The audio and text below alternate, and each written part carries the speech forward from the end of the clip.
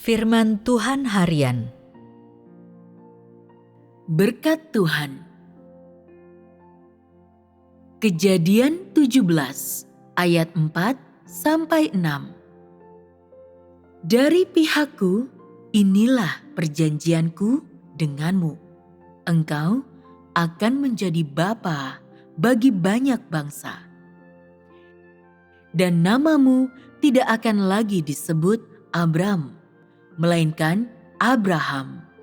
Karena Aku telah membuatmu menjadi bapa banyak bangsa. Aku akan membuat engkau memiliki banyak sekali keturunan, dan aku akan membuat engkau menjadi banyak bangsa, dan raja-raja akan lahir darimu.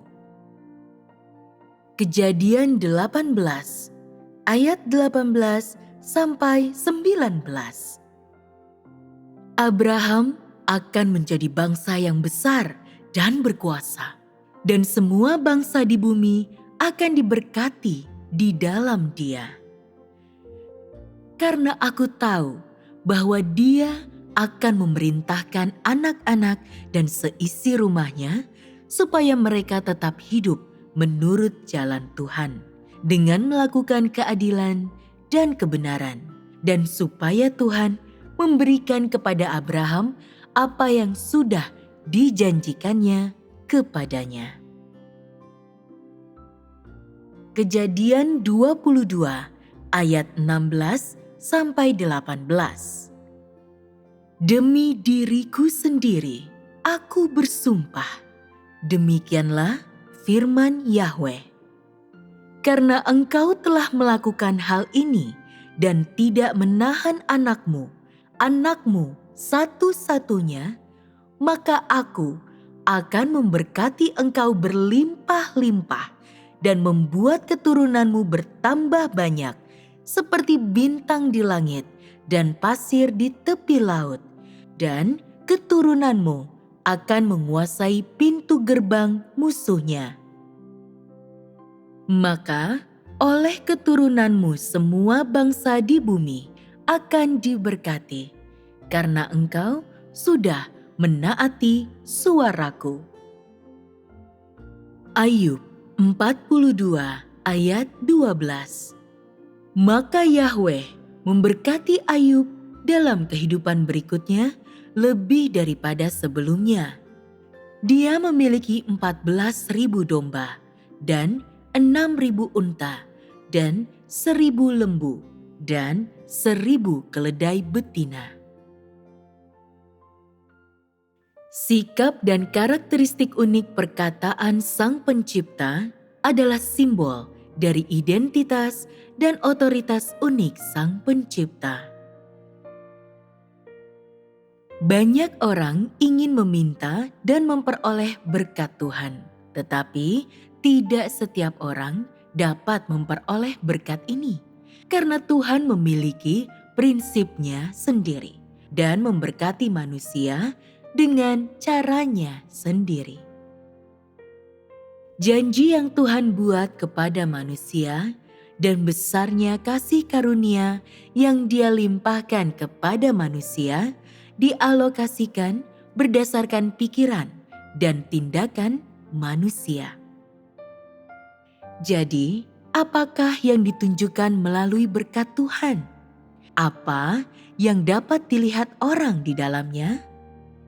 Pada titik ini, mari kita kesampingkan diskusi tentang jenis orang seperti apa yang Tuhan berkati, atau prinsip dari berkat Tuhan kepada manusia.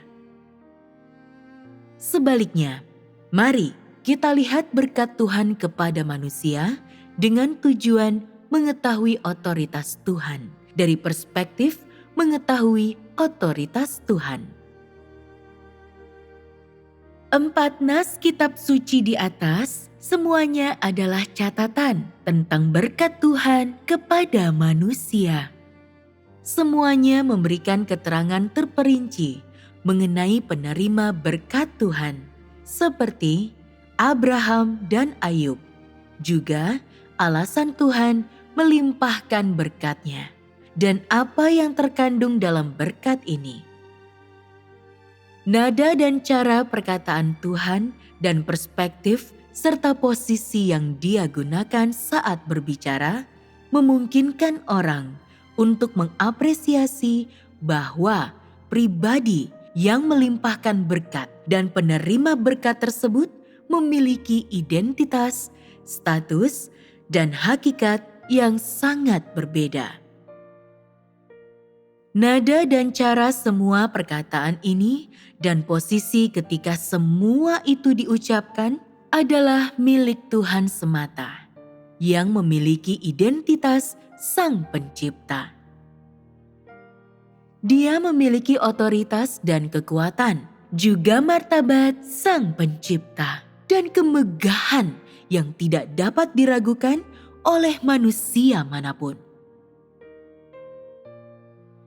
Mari kita lihat Kejadian 17 ayat 4-6. Dari pihakku, inilah perjanjianku denganmu.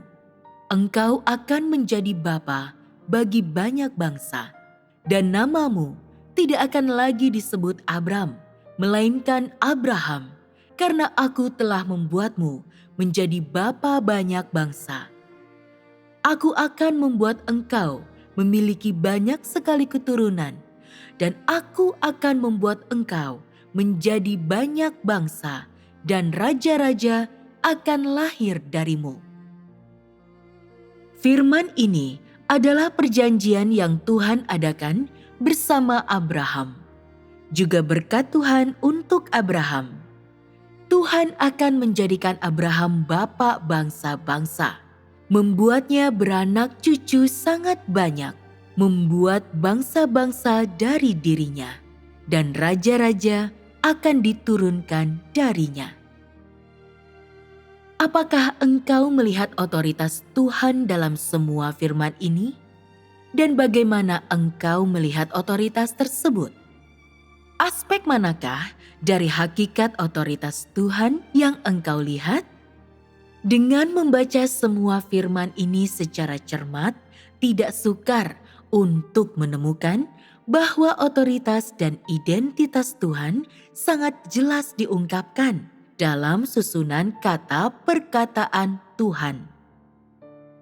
Sebagai contoh, saat Tuhan berkata, "Inilah perjanjianku denganmu. Engkau akan, aku telah membuatmu. Aku akan membuat engkau." Frasa seperti engkau akan dan aku akan yang susunan katanya mengandung penegasan akan identitas dan otoritas Tuhan, di satu sisi merupakan indikasi kesetiaan Sang Pencipta, dan di sisi lain merupakan firman khusus yang digunakan oleh Tuhan yang memiliki identitas Sang Pencipta, juga merupakan bagian dari kosakata konvensional.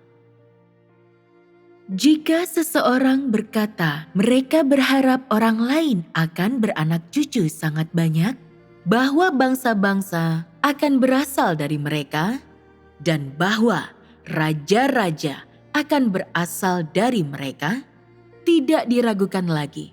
Itu adalah semacam doa dan bukan janji atau berkat.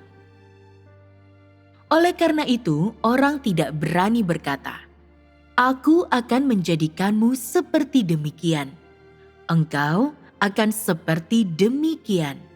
Karena mereka tahu bahwa mereka tidak memiliki kuasa seperti itu. Itu tidak terserah mereka.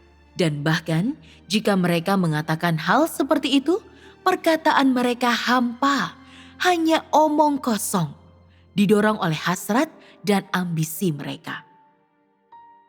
Apakah ada yang berani berbicara dengan nada begitu angkuh jika mereka merasa bahwa mereka tidak dapat mencapai keinginan mereka?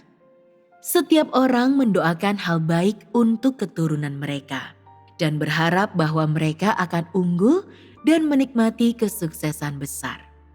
Betapa beruntungnya jika salah satu dari mereka menjadi kaisar.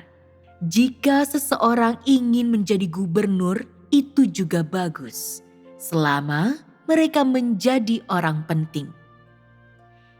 Semua ini adalah doa semua orang, tetapi orang hanya dapat mengharapkan berkat atas keturunan mereka dan tidak dapat memenuhi atau membuat janji mereka menjadi kenyataan.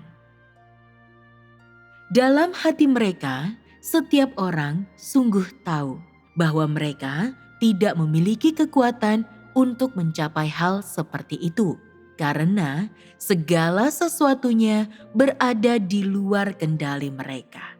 Jadi bagaimana mungkin mereka bisa mengatur nasib orang lain? Padahal alasan Tuhan dapat mengatakan firman seperti ini adalah karena Tuhan memiliki otoritas seperti itu dan mampu mencapai serta mewujudkan semua janji yang Dia buat untuk manusia dan membuat semua berkat yang Dia berikan kepada manusia menjadi kenyataan. Manusia diciptakan oleh Tuhan, dan bagi Tuhan membuat seseorang beranak cucu sangat banyak itu mudah sekali. Untuk membuat makmur keturunan seseorang hanya diperlukan sepatah firman darinya. Dia tidak akan pernah membuat dirinya bersusah payah untuk hal tersebut, atau berpikir sangat keras, atau menjadi pusing karenanya. Ini adalah kuasa Tuhan, otoritas Tuhan yang sesungguhnya. Setelah membaca, Abraham akan menjadi bangsa yang besar dan berkuasa, dan semua bangsa di bumi akan diberkati di dalam Dia. Dalam Kejadian 18 ayat 18. Bisakah engkau semua merasakan otoritas Tuhan? Bisakah engkau semua merasakan keluarbiasaan Sang Pencipta? Bisakah engkau semua merasakan supremasi Sang Pencipta? Firman Tuhan bersifat pasti.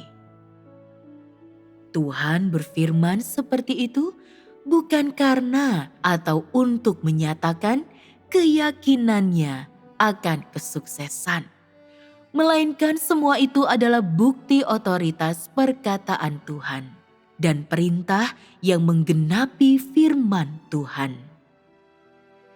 Ada dua ungkapan yang engkau semua harus perhatikan di sini. Ketika Tuhan berkata, Abraham akan menjadi bangsa yang besar dan berkuasa, dan semua bangsa di bumi akan diberkati di dalam Dia. Adakah unsur ambiguitas dalam firman ini?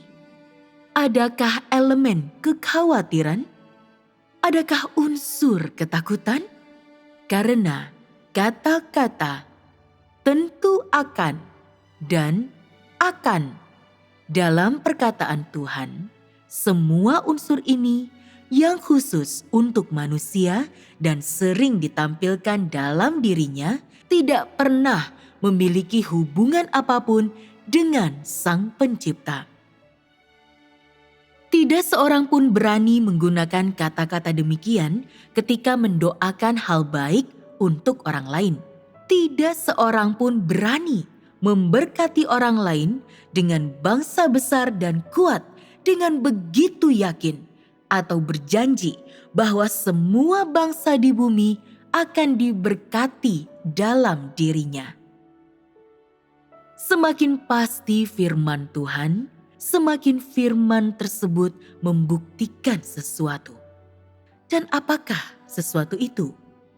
Firman tersebut membuktikan bahwa Tuhan memiliki otoritas seperti itu, bahwa otoritasnya dapat mencapai hal-hal ini, dan bahwa pencapaian mereka tidak dapat dihindari. Tuhan yakin dalam hatinya tanpa keraguan sedikit pun dengan semua hal yang Dia berkati kepada Abraham. Lebih jauh lagi, seluruhnya akan dicapai sesuai dengan firman-Nya, dan tidak ada kekuatan yang akan mampu mengubah, menghalangi, merusak, atau mengganggu pemenuhannya.